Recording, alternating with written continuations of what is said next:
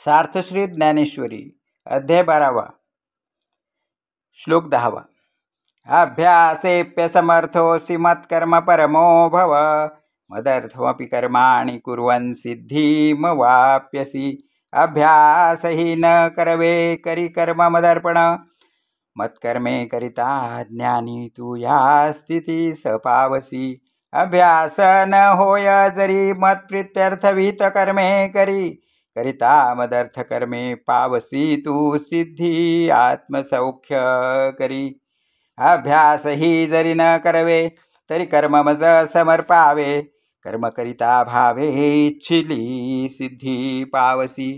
का अभ्यासा ही लागी कसू नाही तुझी अंगी तरी आहासी जया भागी तैसाची असे।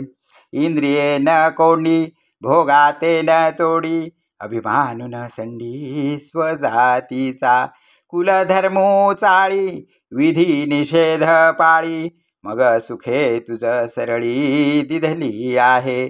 परी मने वाचा देहे जैसा जो व्यापारू होये तो मी करीतू आहे ऐसे न म्हणे।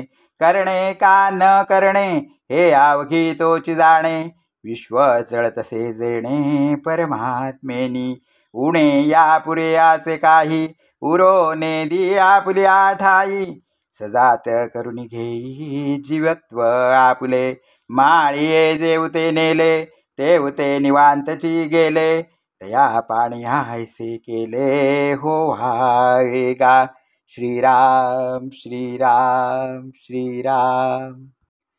अथवा असा अभ्यास करण्याचे सामर्थ्य तुझ्या अंगी नसेल तर तू ज्या स्थळी आहेस तेथे असशील तसाच राहा। इंद्रियांना आवरू नकोस, भोगांना सोडू नकोस आणि आपल्या जातीचा अभिमानही टाकू नकोस। कुलाचार पाळीत जा, विधी निषेध सांभाळ।